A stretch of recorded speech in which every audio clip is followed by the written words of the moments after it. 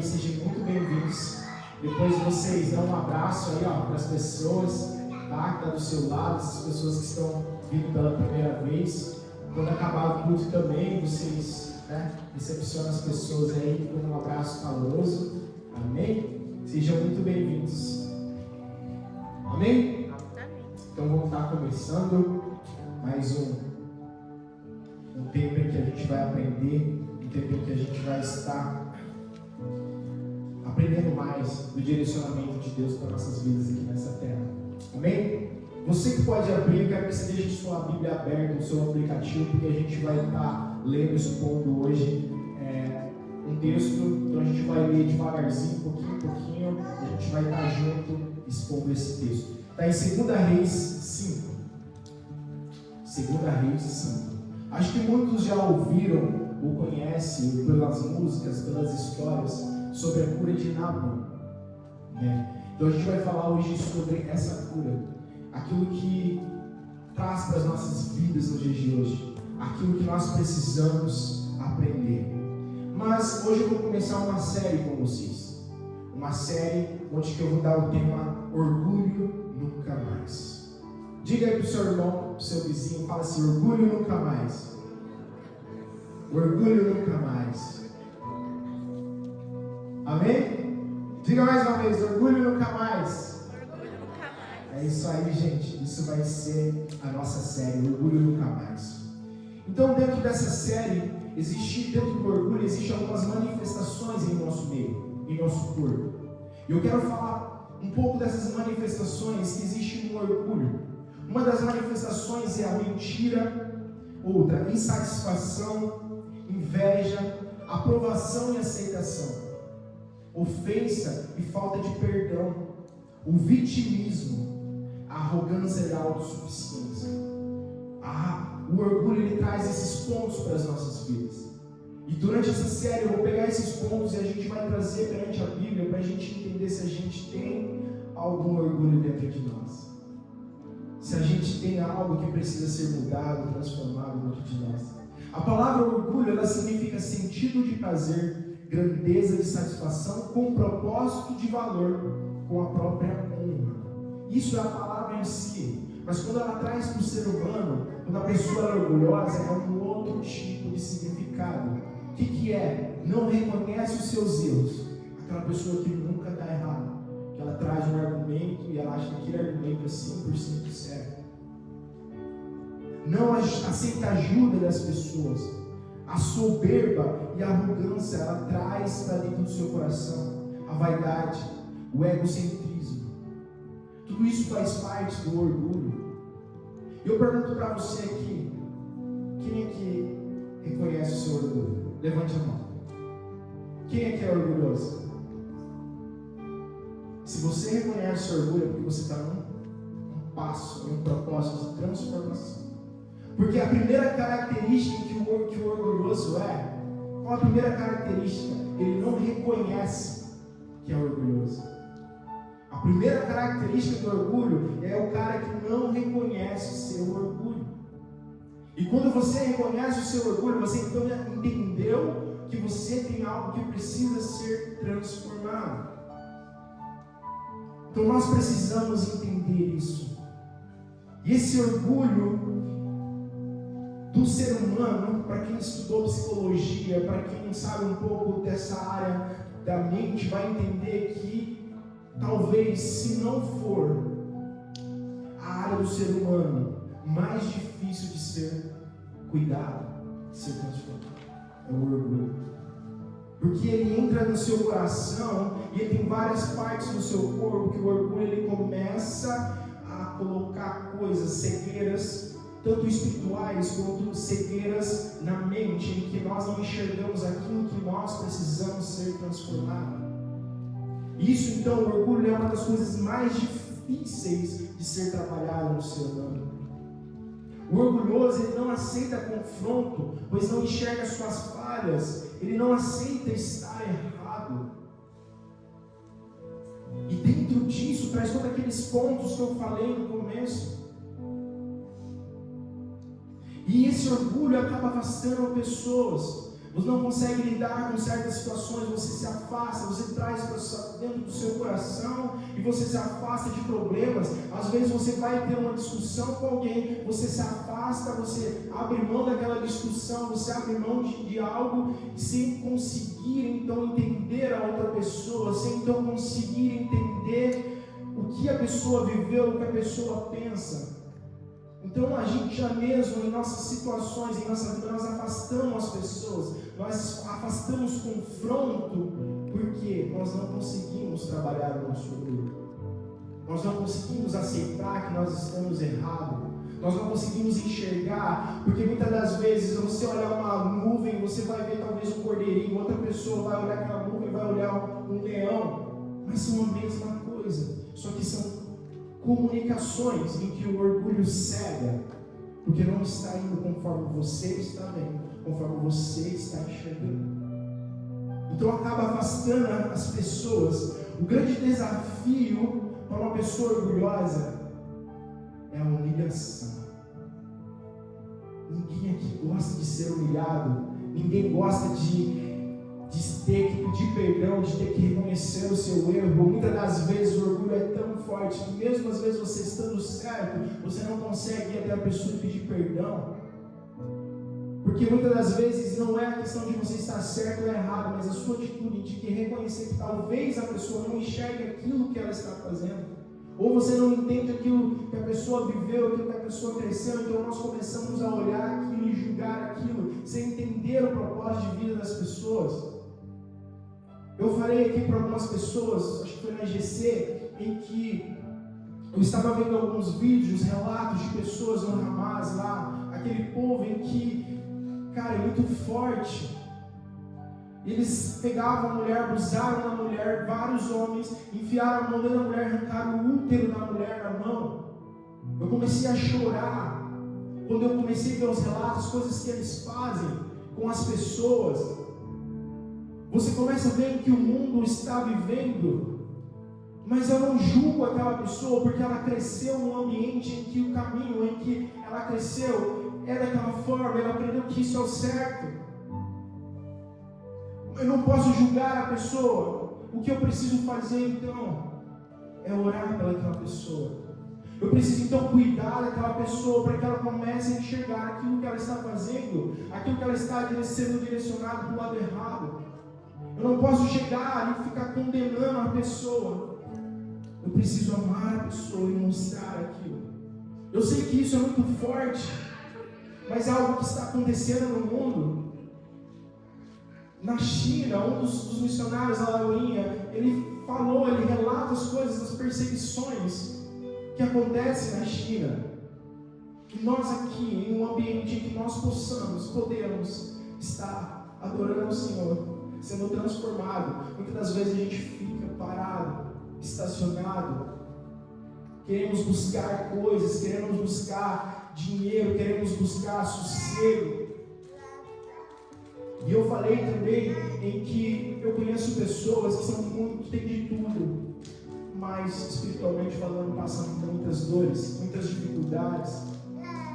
A presença de Deus, você ser uma pessoa próspera, você ter a presença de Deus não significa você ter coisas, você ser alguém, mas a presença de Deus no seu lar.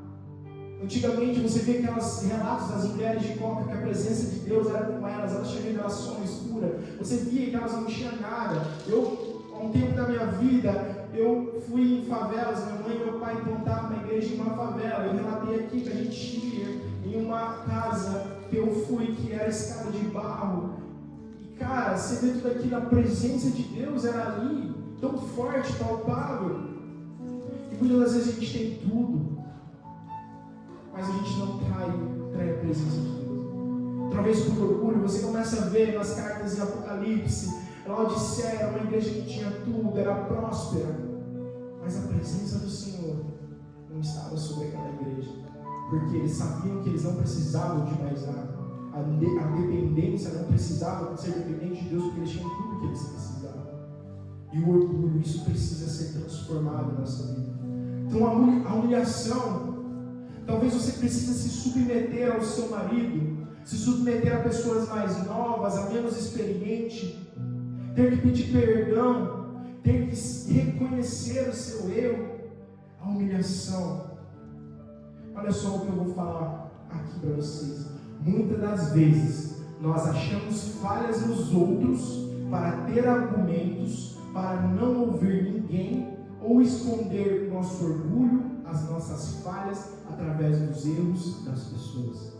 Mais uma vez, muitas das vezes nós achamos falhas nos outros para ter argumentos, para não ouvir ninguém ou esconder o nosso orgulho e as nossas falhas através dos erros das pessoas. Isso é muito forte. E vamos lá agora. Isso foi uma introdução. Vamos ler aí 1 e 2 Reis 5. Vamos entender um pouco. Eu quero falar com vocês sobre a arrogância e a autossuficiência. A principal característica da arrogância é você não ouvir a opinião do outro. É você não tentar entender o outro. É você tomar essa decisão e achar que isso é o certo. Que para você que está no seu coração, isso é o certo. Sem entender o que a outra pessoa está sentindo. Muitas das vezes, cara, se você soubesse, talvez uma palavra lançada na vida de uma pessoa, você pode matar a pessoa. Você pode derrubar a pessoa. Como eu já fiz isso para várias pessoas. Eu lancei uma palavra. Tem uma pessoa específica aqui que eu amo muito, que eu lancei uma palavra sobre a vida dela e ela praticamente quase morreu. E hoje ela está aqui com nós. E eu amo muito essa pessoa. Foi um processo, um tempo em que essa pessoa se fechou. E eu sempre orava, Deus me perdoou por a palavra que eu lancei sobre essa vida dessa pessoa. Ao longo do tempo, nós perdoamos e hoje nós caminhamos juntos. Eu não vou falar quem é, se uma pessoa que quiser falar, ela vai falar. Mas essa pessoa, ela se fechou por causa de uma palavra lançada. E hoje nós estamos servindo juntos, porque nós entendemos os nossos erros. Amém? A autossuficiência é uma característica da autonomia, autoindependência, uma soberba. Autossuficiente quer fazer tudo sozinho. O que quer dizer isso, Roger, de autossuficiência? Não é questão de servir, mas é questão de você querer viver sozinho para você.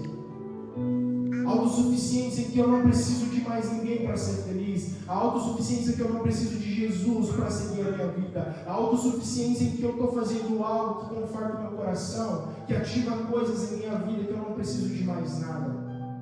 Isso se transforma numa autossuficiência. E em 2 Reis, vamos lá na história de Naamã. Nós temos meia horinha ali, mas vamos lá, vamos comer a palavra do Senhor. O versículo 1 fala assim: ora, Naamã, comandante do exército do rei da Síria, era honrado, homem diante do seu Senhor e de muito respeito, porque por meio dele o Senhor dera ali livramento aos sírios. Esse homem era valente, mas estava leproso. Gente, vamos falar um pouco sobre Naamã. Naamã, ele era o comandante do exército da Síria. Naquela época, a Síria comandava a região, até mesmo a parte de Israel ali, uma parte. Ele então era um comandante em que ele guerreava, ele era famoso, ele era aplaudido. Ele era um cara que tinha muito dinheiro para estar à frente do exército da Síria. Ele tinha tudo. Mas a Bíblia relata uma vírgula, mas era leproso. Toda vez em que ele ia então para as guerras, ele vestia aquela armadura, ele vestia porque o reconhecimento de um comandante, de um general, era a sua armadura, o seu capacete. Ele então, em frente às guerras, ele era temido, as pessoas tinham medo, ele era famoso, até mesmo Israel tinha medo dele. Ops. Mas perdão, gente. Então esse cara, ele ia para frente das guerras, famoso, tinha tudo, mas era doente. As pessoas, talvez, algumas pessoas mais próximas sabiam disso, mas talvez algumas não, porque naquela época, quem tinha lepra era desprezado, era exilado. Talvez muitos não sabiam, por quê? Porque quando ele vestia aquela armadura, ele ia em frente, as pessoas o reconheciam pela armadura. E toda vez que ele chegava em casa, ele se despia e ia ver o quê? Ele estava doente. Mas perante aquilo que as pessoas estavam à sua volta, o reconhecia, o aplaudia, mas quando chegava dentro da sua casa, ele tirava aquela armadura, ele estava doente. E como somos nós isso? Nós mostramos, nós vivemos algo, mas existe algo dentro de nós que quando nós chegamos à nossa casa, nós chegamos por pessoas próximas, essas pessoas enxergam e veem aquilo que está doente em nosso coração. E porque talvez a nossa arrogância, nosso orgulho, impede nós de enxergar aquilo que está doente dentro de nós. Quando ele tirava a gente aquela armadura dentro de casa, algumas pessoas viam e sabiam.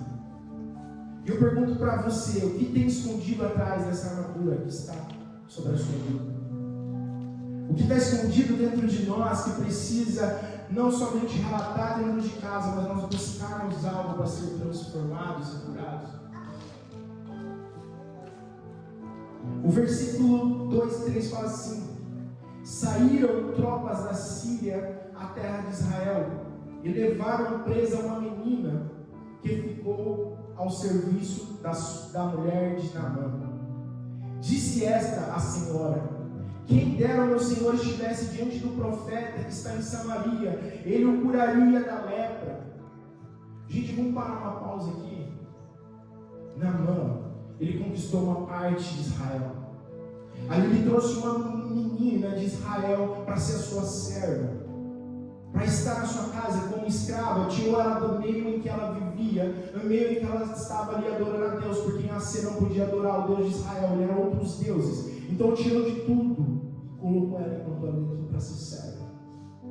E aí ela relata para a esposa de Naamã, para que existe um cara, um profeta que pode curar aquilo se estiver diante dele. Gente, eu pergunto para vocês, se é vocês no lugar dessa mulher, onde tira você da sua casa, onde tira de tudo aquilo que você vive, da família, das pessoas que você ama, da sua sociedade, daquilo que você acredita, e te leva a ser escravo, o que você desejaria para esse homem?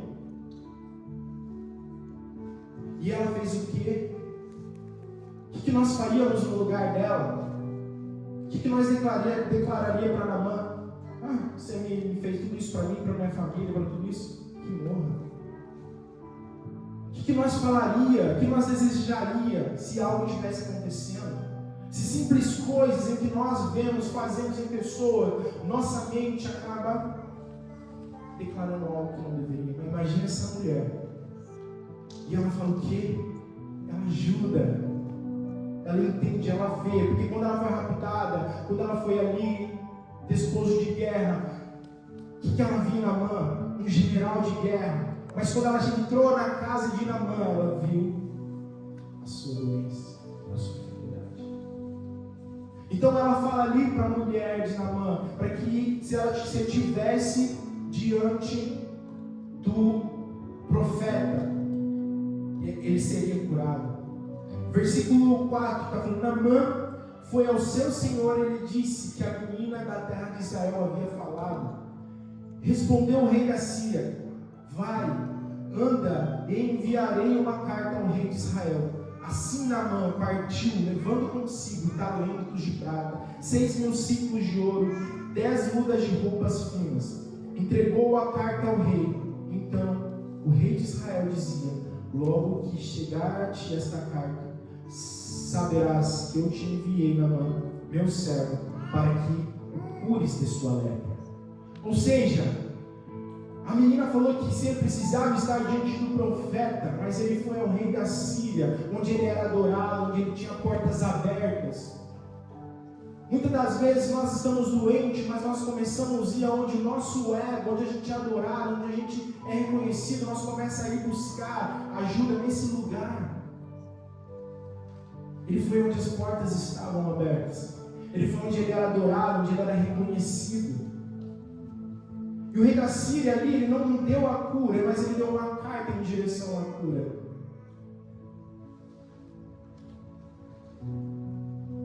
Versículo 7: tendo o rei de Israel lido a carta, rasgou as suas vestes e disse: eu sou Deus? Posso matar e fazer viver? Por que envia-me alguém? Por que envia-me alguém a mim para ser curado de sua lepra? Percebam como a busca ocasiona contra mim. Quando Eliseu, homem de Deus, ouviu que o rei de Israel rasgasse suas vestes, mandou dizer ao rei: por que rasgaste suas vestes? Deixe vir a mim e saberá que há profeta em Israel. Ou seja, o rei da Síria foi direcionou ao rei de Israel, outro lugar onde ali ele era reconhecido. Ele começou a tentar fazer as coisas do jeito dele. Naamã foi em lugares onde as portas estavam abertas, onde ele era reconhecido. Ele foi ao rei da Síria ali com uma carta para que o rei curasse Naamã, mas o rei rasgou as suas vestes em sinal de desagrado, em sinal de tristeza, que ele não poderia. Ele falou: acaso sou eu? Posso matar, fazer viver? Eu sou Deus? Não. Mas por que ele foi até ali? Porque o acesso estava aberto. É um lugar de reconhecimento. E aí então ele rasga suas vestes. Então chega ao ouvido do profeta em que ele tinha feito isso. E aí o profeta fala para o rei de Israel: traga ele a mim, e vai ver que existe um profeta em Israel. Versículo 9: assim veio Naamã com seus cavalos, seus carros, e parou na porta da casa de Eliseu. Eliseu mandou um mensageiro dizendo: vai-te, lava 7 vezes no Jordão, e a tua carne será restaurada e será purificada. Olha só que interessante, gente. O profeta manda vir até ele. O profeta manda ele vir. E ele fala que ele leva as coisas, os presentes para o profeta. Cara, quantas das vezes nós queremos uma cura, nós queremos uma transformação, nós queremos comprar isso. Nós começamos a levar despojo. Aqui ele levou dinheiro, ele levou as coisas, nós queremos comprar a cura. Quantas das vezes nós tomamos essa atitude: eu vou para lá, vou receber, eu vou levar uma oferta boa, eu vou fazer isso, querendo uma restauração, querendo uma cura, mas você não precisa entregar nada, apenas o seu coração. E ele chegou ali diante do profeta, e o que aconteceu? O profeta mandou um mensageiro a falar com Naamã. Não foi o profeta que falou com Naamã, foi um mensageiro que mandou uma mensagem para que ele lavasse 7 vezes no rio Jordão. O acesso estava fechado. Não havia reconhecimento. Não havia adoração. O acesso estava fechado. Mas a palavra de Deus foi lançada. Muitas das vezes pessoas vão chegar indo atrás de profetas, atrás de pessoas, mas você precisa entender que a palavra é a que cura.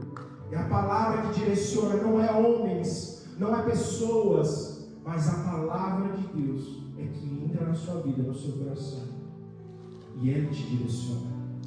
O acesso estava fechado, o profeta só mandou um mensageiro. Não importa quem vai levar a mensagem, não importa se é um mensageiro ou qualquer pessoa, mas o importante é você reconhecer a mensagem de Deus, para que a sua cura, a sua transformação esteja na mensagem, e não quem carrega ela. E ali chegou ali, e ele fala, olha o versículo 10: Naamã, porém, indignou-se muito e foi dizendo: eu pensava que ele certamente sairia. Olha só, Naamã foi indignado, muito se foi, dizendo: eu pensava que ele certamente sairia, se poraria em pé, invocaria o nome do Senhor seu Deus, moveria a mão sobre o lugar infectado e curaria da lepra. Ou seja, ele queria que a cura fosse do jeito dele, da forma dele. Ele já gerou algo no coração dele. Ele chegou ali e saiu frustrado, nervoso, porque ele não foi recebido. Ele não foi recebido com glória, ele não foi recebido com aplausos, ele não foi recebido com merecimento, porque ele era um general de guerra. Não, o acesso estava fechado. Porque não importa como que você entra na presença de Deus, não importa quem você é, importa o seu coração. Não importa. Não importa. O que importa é o seu coração. Não tem a ver com títulos. Não tem a ver com o que você faz, com o que você conquista. Mas tem a ver com o seu coração. Quando você chega com o seu coração, com essa amargura diante do Senhor, as portas vão estar fechadas. Porque você está indo querendo mérito. Porque eu sou isso, eu faço isso. Porque eu cuido de pessoas, porque eu vivo disso, sou pastor, sou... Não é aquilo que você faz que te direciona para a presença de Deus, mas aquilo que está no seu coração. Então ele saiu frustrado dali, porque ele queria tudo do jeito dele, ele já tinha formado como que ele queria. E o acesso estava fechado. Versículo 12. Não são Aba e Far, rios de Damasco, melhores do que as águas do Jordão? Não poderia eu lavar-me neles e ser purificados? E for embora indignado. Ele foi embora indignado.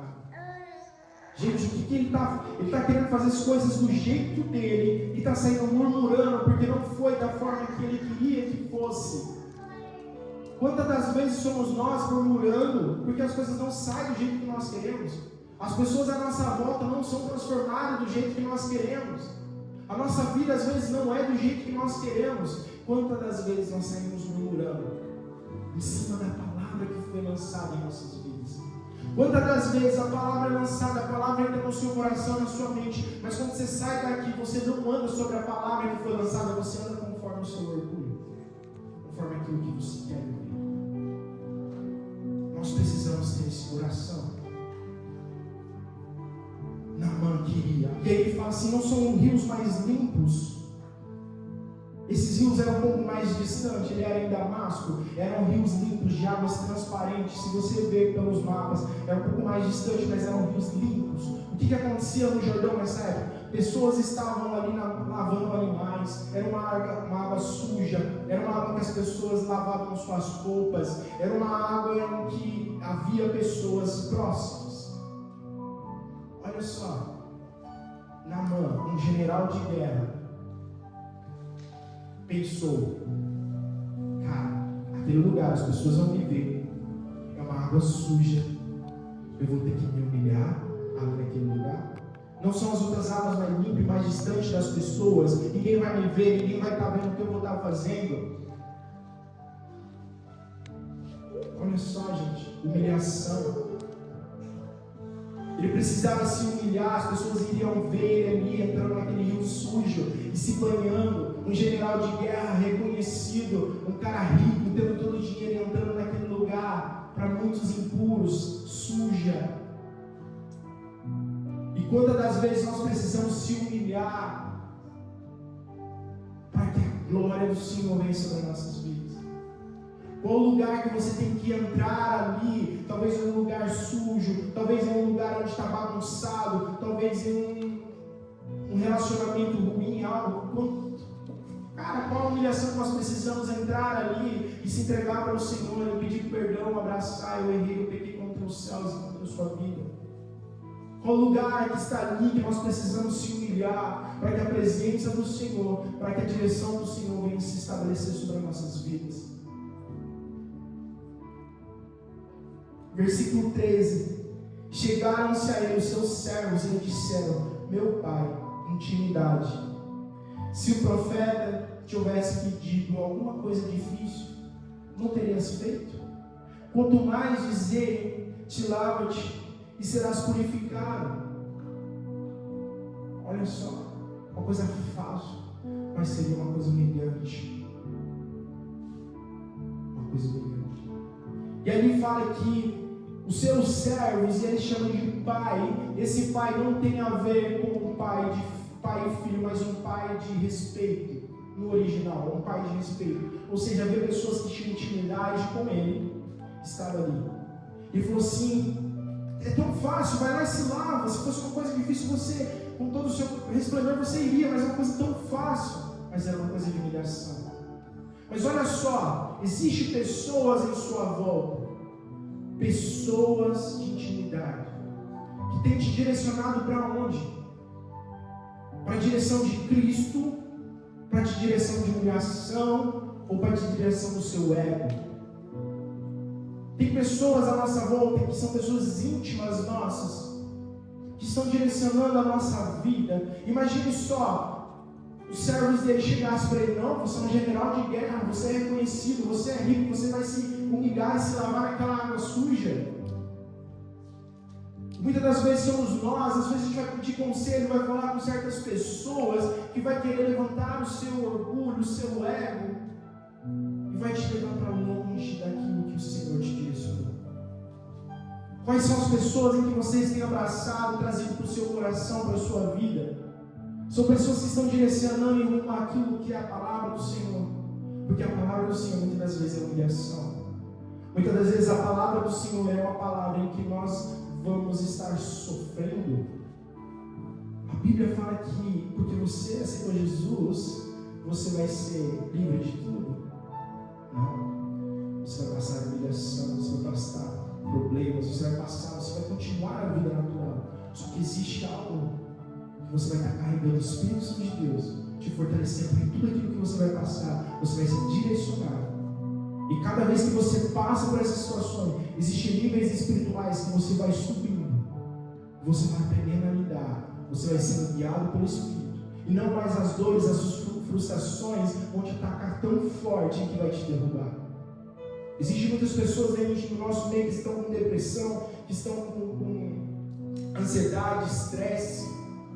Você começa a ver que as pessoas em que elas estão nesse nível, a primeira coisa a fazer, elas se afastam da presença de Deus. Elas não conseguem mais buscar a Deus, não que buscar a Deus vai te transformar, não. Deus transforma, mas existe um tratamento, um processo em que você vai ser transformado.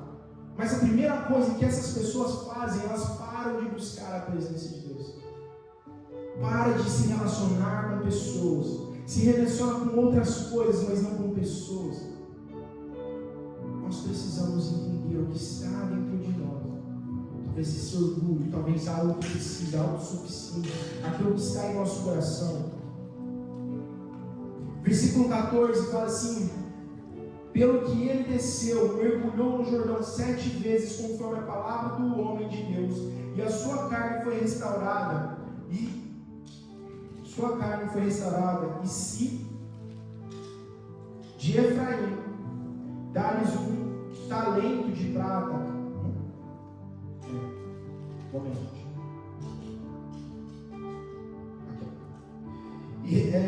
14. Pelo que desceu, mergulhou no Jordão 7 vezes, conforme a palavra do homem, e a sua carne foi restaurada, e se tornou como pele de menino, e foi purificada. Gente, vamos parar aqui.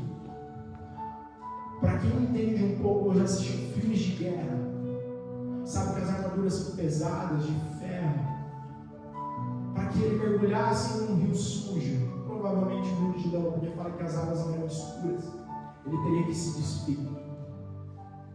Você imagina um general de guerra reconhecido rico, mostrando para as pessoas à sua volta aquilo que estava morrendo. Ele começou a lhe tirar então as coisas e começou a se despir para se lavar. Imagina a humilhação, ele fala: cada coisa que vai tirando dele, ele olhando aquilo que as pessoas estão olhando, ele tirando aquilo que era a armadura dele. Imagina o que ele estava sentindo, imagina que nós, coisas que talvez eu já passei por muitos e tenho passado, eu preciso passar por transformações. Não são só vocês, não é porque eu estou aqui que eu sou santo, eu preciso, eu reconheço. A cada dia eu preciso buscar a minha transformação. A cada dia nós precisamos entender que nós precisamos ser transformados. Não é porque eu estou em Cristo, que eu estou buscando a Deus, que eu não preciso. A Bíblia fala que o nosso corpo só vai ser glorificado quando Jesus voltar. Até lá nós somos atentados todos os dias. Você imagina cada parte da armadura ele tirando e falando: o que eu estou fazendo? O que as pessoas vão pensarem de mim? Aquele orgulho de ele ser um general, aquilo que está na autossuficiência, que ele não precisava de ninguém, tirando ali, ele entrando dentro do Jordão, um rio sujo, e ele começou a mergulhar. Cara, imagine esse ato profético Hoje, você vê vários atos proféticos na Bíblia, as pessoas andando sobre o muro de Jericó. Você vê cada atos proféticos. Hoje nós deixamos os atos proféticos de viver isso, de profetizar, de fazer isso dentro das igrejas. Existem atos proféticos. O dízimo, a oferta é um ato profético. Tudo que nós fazemos são atos proféticos e você precisa entender isso. A igreja não está vivendo um mundo natural. A igreja está vivendo um mundo natural porque não está deixando de viver o mundo profético. Está deixando de viver o mundo espiritual. Nós precisamos voltar para a Bíblia, gente. Esse ato, então, ele começou ali a se banhar. Imagina alguém falar assim, para você fazer isso, tem um evento ali, você tem que correr, sei lá, fazer alguma coisa doideira ali, você faria. Cara, a única pessoa, quando você reconhece a sua doença, quando você reconhece aquilo que precisa ser transformado, não importa a gente que vão pensar, que vão falar, se é vergonhoso ou não é. Muitas das vezes as coisas são vergonhosas, as coisas são loucuras para o olho humano, mas para Deus não é, porque é sobre a palavra. E ele ali começou a mergulhar então 7 vezes, tirou aquela armadura e começou então a mergulhar. A primeira mergulho ali, imagine nós ali, cara, o que eu estou fazendo aqui? Deus, o Senhor pediu, mas o que eu estou aqui? São 7 vezes. E quando na 7ª vez ele voltou, ele nasceu de novo. Ele se transformou com uma pele de bebê, a Bíblia fala. Ou seja, o que ele deixou naquelas águas? Não apenas o orgulho, não apenas aquilo, o título, mas ele deixou algo ali. Não foi somente curado exterior, mas interiormente, aquilo que fazia com que ele se transformava em alguém que ele se achava autossuficiente. Ele foi curado ali naquele lugar, transformado pelo ato profético. Nós precisamos entender o que nós precisamos fazer, qual ato que nós precisamos ser transformados, o que nós precisamos deixar para trás para que a nossa vida siga em frente. O que está nos parando a nossa vida? O que está parando a nossa família? O que está parando aquilo de Deus cumprir algo em nossos corações? Nós precisamos parar e rever aquilo que nós precisamos fazer diante do Senhor. Versículo 15 fala, então Natan voltou ao homem de Deus, ele e toda a sua comitiva. Veio, pois, diante dele e disse, agora reconheço que em toda a terra não há Deus senão o Deus de Israel. Agora peço que aceites o meu presente do seu servo. Respondeu o profeta, tão certo como viu o Senhor em cuja presença estou, não aceitarei. Insistiu Naamã com ele para que aceitasse, mas ele recusou. Ou seja, Naamã foi curado ali, ele pegou toda a sua comitiva, aquelas coisas que ele tinha trazido, dinheiro, tudo aquilo que ele trouxe, ele começou a levar ao profeta, ele chegou diante do profeta e ali ele começou, e ele fala assim, eu reconheço o Deus de Israel, não existe outro Deus. Ou seja, esse cara ele vivia na Síria, existia vários deuses, vários tipos de pessoas que se transformavam em Deus, várias estátuas, tinha até animais, tinha situações em que eles se transformavam em Deus, e ele reconheceu que existia um único Deus, que era o Deus de Israel.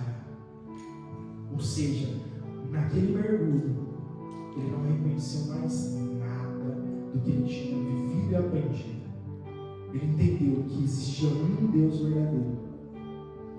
Não é placa de igreja, não é religiões, não é nada disso que a gente aprendeu e começou a viver, mas existia um Deus.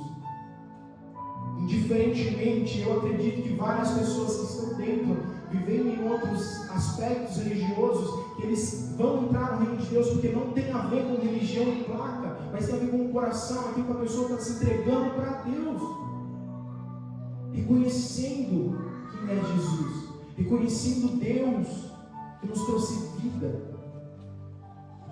E ele chegou então diante daquele profeta, ou seja, o que aconteceu aqui, gente? O primeiro encontro com o profeta, a porta estava fechada. O segundo encontro, restaurado, curado, a porta estava aberta.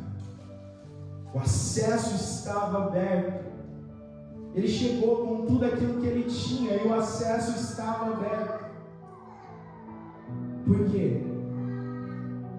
Porque ele não foi mais diante do profeta com aquilo que ele já queria que fizesse, com aquilo que ele já foi diante de Deus. Muitas das vezes nós vamos diante de Deus: Deus, eu quero isso, Deus abençoa isso, eu quero fazer isso, abençoa minhas coisas nisso, eu tenho esses projetos, tenho isso. Você está chegando a Deus, você já está chegando a Deus com aquilo que Ele quer, que você quer que Ele faça. Nós precisamos chegar a Deus, o que eu preciso fazer. Quantas das vezes nós não chegamos diante de Deus: Deus, eu preciso disso, disso, disso, e Deus nunca te deu. Porque não é você que escreve a sua história, é Deus que escreve a sua história. É Deus que direciona a palavra sobre a sua vida. Não é você chegando diante de Deus escrevendo o que você quer, é você chegando diante de Deus: o que eu preciso fazer. Qual é a palavra que precisa ser lançada na minha vida para mim chegar diante do Senhor? Quando ele entrou no Jordão para se lavar, ele não entrou no Jordão apenas, ele entrou na obediência sobre a palavra lançada. Indiferentemente de onde ele teve que ir se humilhar naquele lugar, ele foi sobre a obediência. Em nossa vida nós precisamos entender qual é a palavra lançada, a obediência que nós precisamos viver. Talvez é um ambiente de sujo, um ambiente de perdão. Qual o ambiente que você tem que entrar?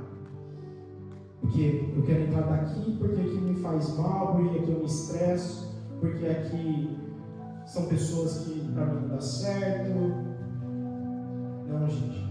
Talvez o lugar em que Deus está te colocando, o confronto em que há no seu coração, é o lugar em que Deus quer que você esteja. Talvez você é muito confrontado, as coisas vêm com confronto, o orgulho traz isso, em que o reconhecimento no seu coração, às vezes você não reconhece, mas o orgulhoso, a pessoa, ela não gosta de ser confrontada, porque aquele orgulho, aquilo que está dentro do seu coração está corrompendo e as pessoas não estão enxergando. Nós precisamos ser confrontados, gente. Cara, eu tenho um pouco de liberdade de falar sobre isso, porque quem me conhece, a Jennifer e o Lucas, eu era uma pessoa muito orgulhosa, ainda sou um pouco. Eu não gostava de ser confrontado, para mim tudo é certo. Tudo que eu falava tinha que ser do jeito que eu queria. Se não saísse do jeito que eu queria, eu ficava muito nervoso, estressado. Deus tem me transformado, mas eu precisei reconhecer isso. Dentro das mentiras, dentro do orgulho existe a mentira, que eu falei aqui no começo. Eu era muito mentiroso.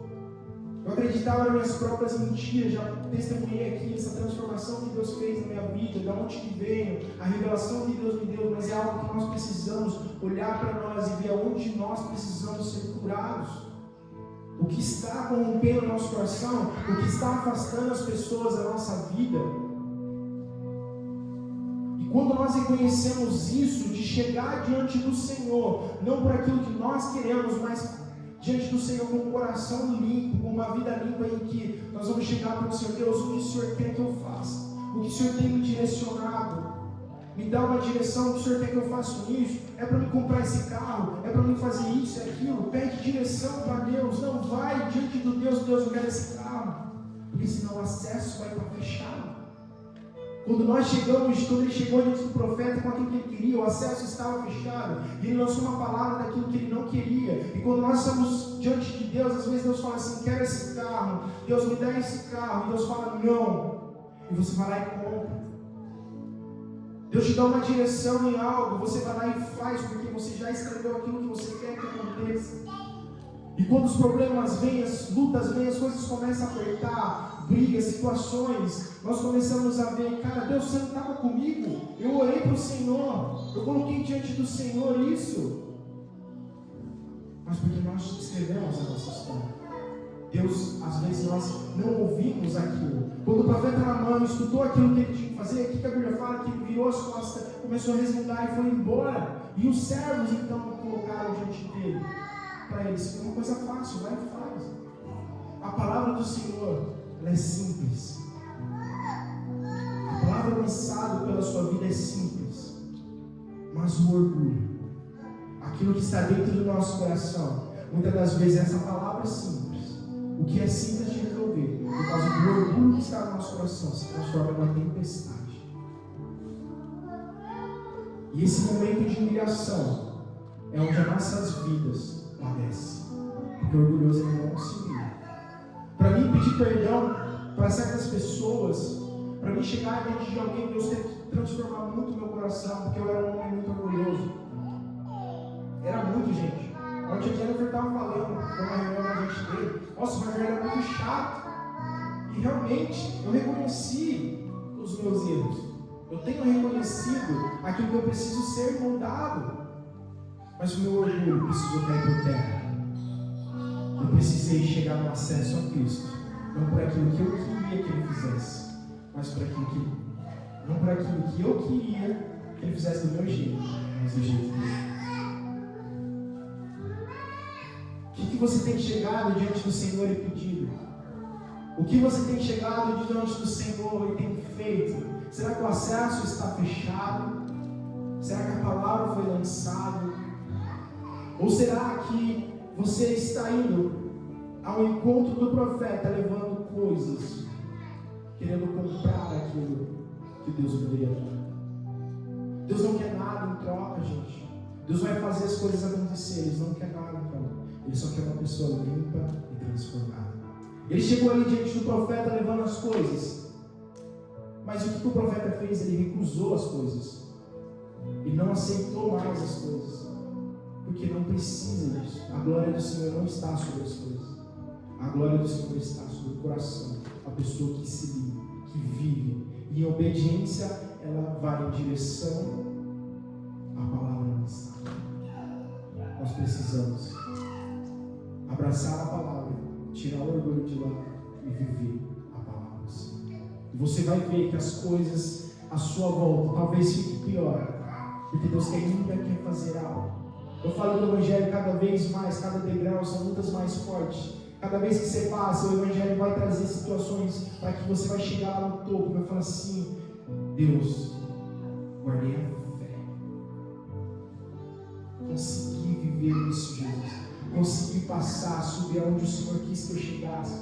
Imagine você chegar diante do Senhor. Vai existir 2 livros, o Apocalipse fala, o livro é que você fez, aquilo que Jesus escreveu para você. E você começar a ler aquele livro e comparar com o que você viveu, você vai falar: Deus tinha tudo isso para mim, mas eu não consegui viver nada disso.